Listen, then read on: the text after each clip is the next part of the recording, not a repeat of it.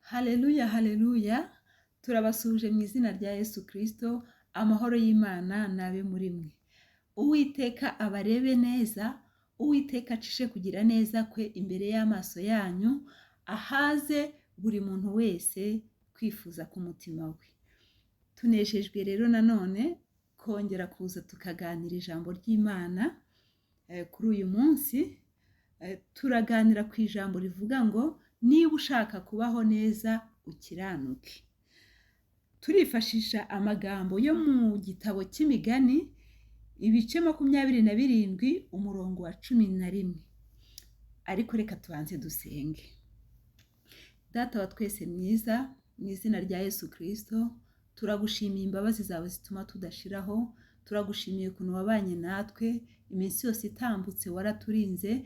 Ni byinshi byahize imibiri n'ubugingo, ariko waturinze kuba ibitambo by'ibyaduhigaga. Turabigushimiye Mana, icyubahiro n'icyongere kuba icyawe nanone. Turi imbere yawe aka kanya tugiye kuganira ijambo ryawe. Ijambo ryawe riraduhumuriza, ijambo ryawe riradufasha. Ndasabye cyane kugira ngo Mwuka Wera aze abane natwe, Mwuka Wera yigisha abantu, Umwuka Wera asobanure byinshi kurutaho. Njyewe ndi umuntu navuga ntibyumvikane, ariko wowe iyo uvuze birumvikana, Umwuka Wera iyo avuze birumvikana. Ndasabye ngo mu izina rya Yesu Kristo iri jambo rifashe imitima ya benshi, kandi ubere igisubizo umuntu wese uzumvira ijambo. Mana, turagushimiye rero kuko uri mu ruhande rwacu nta mubisha, kandi amaraso ya Yesu yaturiho duhinduka abakiranutsi. Uturebe utwishimire rero, haze kwifuza kw'imitima yacu. Duturije imbere yawe, tugiye kumva icyo uvugana natwe. Tubisabye Imana mu izina rya Yesu Kristo, amen. Mureke dusome ya magambo ari mu gitabo cy'imigani ibice 27 umurongo wa 11. Haranditswe ngo, mwana wanjye gira umwete kandi unezeze umutima wanjye, kugira ngo mbone uko nsubiza untutse. Amen. Reka tuyasubiremo. Haravuze ngo, mwana wanjye gira ubwenge kandi unezeze umutima wanjye, kugira ngo mbone uko nsubiza untutse. Amen. Mwibuke ko twavuze ngo tugiye kuganira ijambo rivuga ngo niba ushaka kubaho neza ukiranuke. Gukiranuka ni ukwanga imirimo iyo ari yo yose mibi, ukirinda. Si ukuvuga ngo uraba ahantu hadakorerwa ibyaha, ariko ni ukuba, kuko turi mu isi ahantu habera ibintu byinshi bitandukanye bishobora kutwanduza. Ariko gukiranuka ni ukuba aho hantu hari ibyo bintu bimeze gutyo bishobora kukwanduza, ariko ukirinda kwandura. Ukirinda ikintu cyose cyatuma umutima w'Imana yawe ubabara. Rero niba ushaka kubaho neza, kiranuka, ubundi Imana ikugirire neza. Dusomye ijambo rivuga ngo, mwana wanjye gira umwete kandi unezeze umutima wanjye. Imana ishimwe cyane. Imana ni umubyeyi uhora utubwira ikintu dukwiye gukora. Imana mu buzima busanzwe ihora itera intambwe 99. Wowe ikakubwira gusa ngo utere intambwe imwe uyisanga, ibona uko ikugirira neza. Ahangaha hatubwiye ngo, mwana wanjye ngo kandi ngo gira umwete ngo kandi unezeze umutima wanjye, ngo kugira ngo mbone uko nsubiza untutse. Imana iyo iteye intambwe ikazi gusanga, wowe ntutere ya yindi yawe imwe ngo Imana ize ikurwanirire. Imana irakwihorera, ugahora wizengurukaho buri munsi, ugahora usengera ibintu, ugahora wizengurukaho ntuve aho uri, ugahora wizengurukaho. Kubera iki? Imana yateye intambwe zayo 99, ariko wowe wagumye ahantu uri. ntabwo wakiranutse. Iyo Imana ibona ko uzagira umumaro, irakurinda ikagukiza aho wabonaga ko birangiye, ariko nawe uba wabigizemo uruhare, kubera ko usabwa gutera intambwe yawe, usabwa kunezeza Imana kugira ngo ibone uko ikurwanirira. Imana hano ivuganye nawe ngo mwana wanjye, nezeza umutima wanjye. Haleluya! Imana ni umubyeyi. Nezeza umutima wanjye kugira ngo mbone uko nsubiza untutse, kugira ngo mbone uko nkurwanirira. Gira umwete, uze unezeze umutima wanjye, ureke ubugome, ureke imirimo mibi, imirimo ya kamere uyireke, ureke kwifatikanya n'abakora ibyaha. Unezeze umutima w'Imana ibone uko ikurwanirira. Ngo gira umwete unezeze umutima w'Imana ibone uko ikurwanirira. Iyo umuntu akwanze aba yanze Imana yawe. Iyo umuntu akurebye igitsure aba arebye igitsure Imana yawe. Iyo umuntu agututse aba atutse Imana yawe iri muri wowe. Iyo umuntu akugambaniye aba agambaniye Imana yawe iri muri wowe. Iyo umuntu akurwanyije, hari abantu baturwanya akanakurwanya mu ibanga ntubimenye, akaza, hari n'igihe bikorwa n'inshuti zawe za bugufi utanatekerezaga. Iyo inshuti zikuryarya, ziba ziryarya Imana yawe iri muri wowe, ihishura ibihishwe, ibyo wowe utabasha kumenya. Imana ikakubwira ngo mwana wanjye, gira umwete, tebuka ngwino, tera intambwe, uze vuba, tebuka ngo utabare, dore ibikugarije birakugarije. Kandi iyo wateye intambwe yawe ukegera Imana, nta kintu na kimwe gishobora kukubaho kigutunguye, kubera yuko uba wanejeje umutima w'Imana. Ntishobora gutuma ugwa mu mutego w'abanzi bawe, irakurwanirira. Tera intambwe yawe rero imwe niba ushaka kubaho neza. Kiranuka wirinde niba ushaka ko Imana ikugirira neza. Tera intambwe uve mu bidafite umumaro, tera intambwe uve mu maganya, tera intambwe uve mu gahinda. Ibidutera agahinda ni byinshi, ibidutera umubabaro ni byinshi, ariko ntugaheranwe n'ibyo bintu byose. Tera intambwe wegera Imana. Mu isi y'ababaho nta muntu n'umwe wakuruhura, nta n'umuntu waguhoza amarira. Umuntu, nkunda kubivuga, umuntu ashobora kuguhoza none ariko ejo akakuriza, birashoboka cyane. Mu isi biragoye kugira ngo ubone umuntu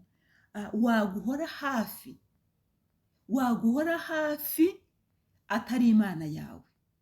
Imana yonyine niyo munyurana mu bibazo byose, kuko umwana w'umuntu arananirwa.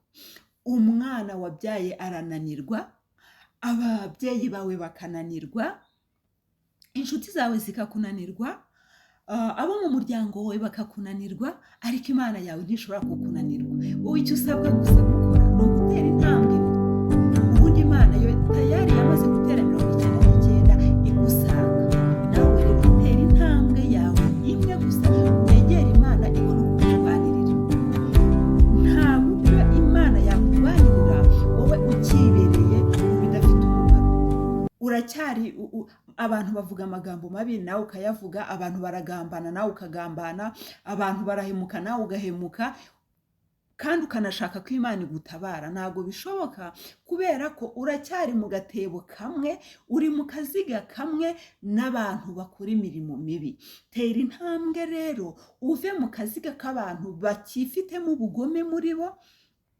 Nubwo usenga amasengesho menshi, hari abantu basenga amasengesho menshi ariko gutera intambwe imwe ngo ave mu byo arimo bikamunanira, agahora yizengurukaho iminsi yose, kandi agahora ataka akavuga ngo Imana ntabwo, ngo Imana yaramuretse, ngo Imana ntimutabara. Wowe ikintu Imana igusabye kano kanya, irakubwiye ngo mwana wanjye, ngo gira umwete kandi ugira ubwenge, kandi unezeze umutima wanjye, ngo kugira ngo mbone uko nsubiza untutse. Urumva ukuntu Imana iratwinginga, ni umubyeyi uhora uturwane, kuko abareba.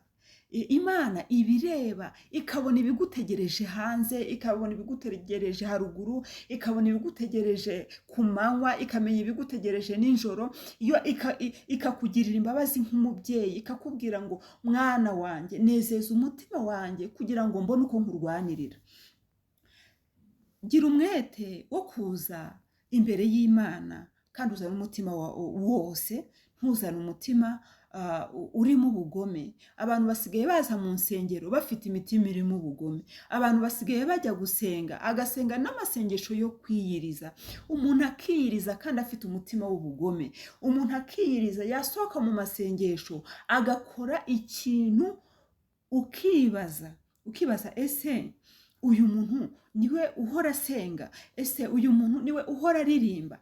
Ese uyu muntu niwe uhora abwiriza ijambo ry'Imana? Gira umwete wo kunezeza Imana, uve mu bidafite umumaro, wera imbuto. Niba uvuga ko usenga, ukavuga ko ukunda Imana, ukavuga ko uvuga ijambo ry'Imana, ukavuga ko uri umuririmbyi, ariko ukaba ukigendera mu mirimo mibi yo gukiranirwa, ugatukisha izina ry'Imana, warangiza ukavuga ngo ni Imana nikugirire neza. Irakugirira neza se gute? Wabanje ukanezeza umutima w'Imana ko izakurwanirira byoroshye, izaguha ibyo umutima wawe wifuza, izakurengera, izakurwanira intambara, izagukuraho ibidafite umumaro, izagucira inzira ahantu hose utatekerezaga. Ariko wari uzi neza yuko hari ibintu Imana ijya ikorera umuntu itanabimubwiye, ugatungurwa nuko Imana ikoze ikintu mu buzima bwawe utatekerezaga, kubwo kuyegera, kubwo gutera ya ntambwe, kubwo kugira ishyaka ryiza muri wowe, kubwo kurwana intambara nziza ukarinda ibyo kwizera, kubwo kwihangana. Duhora duhura n'intambara. Yobu yaravuze ngo umuntu wabyawe n'umugore ngo iminsi ye yose ahora ababaye, iminsi ye ni uguhora mu ntambara. Ubuzima bwose dusohoyemo ni ishuri, ubuzima bwose tubayemo tuba turwana intambara. Ariko Pawulo we yaravuze ngo narwanye intambara nziza, ngo narinze ibyo kwizera, ngo kandi ahasigaye ngo mbikiwe ikamba ry'ubugingo. Ese wowe ujya urwana intambara nziza ukarinda ibyo kwizera? Iyo umuntu arinda ibyo kwizera aba yera imbuto nziza. Ukanga ko Imana yawe itukwa, ukanga ko abantu bavuga ngo uriya ntasenga kubera icyo akoze ibi ngibi, uriya ntaririmba, uriya ntahora avuga ijambo ry'Imana kubera iki se akoze ibintu. Ukirinda gutukisha Imana yawe. Niwirinda gutukisha Imana yawe ugakiranuka, Imana izakurwanirira intambara uzi n'izo utazi, izakurinda mu majya no mu maza. Ntizatuma abanzi bawe bakugiraho ijambo ibihe byose. Ntabwo byashoboka. Imana yo mu ijuru ivuganye nawe ngo gira umwete unezeze umutima wanjye, mbona uko nkurwanirira. Birashoboka ko aka kanya uri mu ntambara nyinshi, birashoboka ko uri mu bibazo byinshi bitandukanye byo mu isi, ariko gira umwete unezeze umutima w'Imana. Imana ibone uko ikurwanirira, Imana ibone ukuntu igukura mu kaga urimo utabasha kwikuramo. Imana yo mu ijuru niyo iri hejuru y'ibintu byose.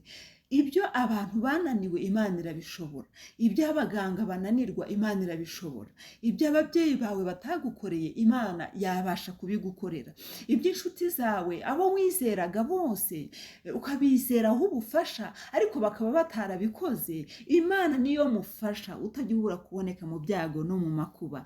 Ariko twavuze ngo tugiye kuganira ngo niba ushaka kubaho neza ntukiranuke.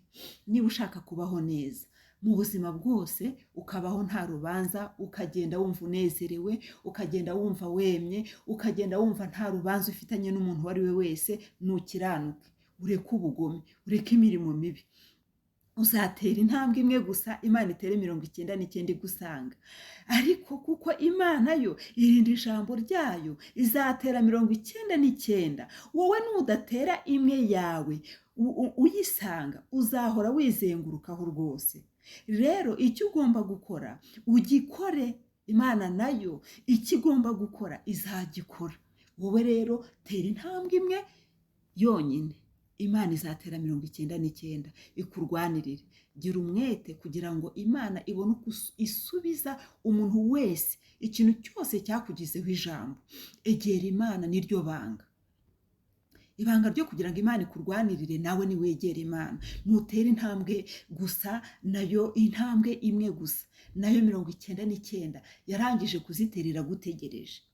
Imana ihora idutegereje kugira ngo itugirire neza, ariko twebwe tukirangaraho. Reka kwirangaraho. ibanga warimenye, aka kanya wongere urimenye, ibanga ryo kubaho neza, ubuzima bwose wabaho, bwose wabaho, ibanga ryo kubaho neza, ibanga ryo kubaho mu buzima bwose waba urimo ni ugukiranuka. Nta rindi banga, ukanezeza umutima w'Imana, ubundi Imana ikakurwanirira. Mose bari ku nyanja we n'Abisirayeli, Imana yarababwiye ngo mwegere mwihagararire gusa, ubundi murebe ukuntu ndi bubarwanirire. Imana iravuga ngo abanyegiputa mwabonye uyu munsi ntimuzongera kubabona ukundi, nimwihagararire. Nawe niwihagararire unezeze umutima w'Imana, ubundi wirebere ukuntu Imana ikurwanirira. Imana ishimwe rero kuko iduhaye akanya keza ko kongera kumenya ibanga ryo kugira ngo Imana iturwanirire. Ni ugutera intambwe imwe gusa, yoyo irinda ijambo ryayo uhumure, ntabwo izaguta mu maboko y'ababisha bawe. Yoyo yarangije gutera 99, ni wowe itegereje. Kiranuka ubeho neza, kiranuka ubeho neza, nanjye nkiranuke tubeho neza. Kandi tugire umwete wo kunezeza Imana, ubundi urebe ukuntu Imana ikurwanirira, mu izina rya Yesu Kristo, amen.